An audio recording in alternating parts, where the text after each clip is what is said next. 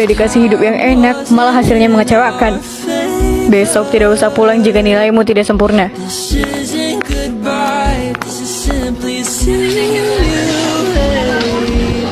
Dari kemarin dia murung terus. Apa nilainya seburuk itu ya?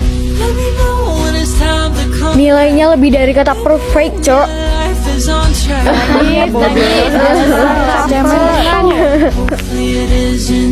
Hai guys, lagi pada ngapain nih?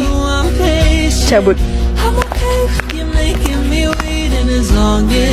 Sebagai tanda terima kasih dari aku, sepulang sekolah nanti ke rumah aku ya, kita makan malam bersama.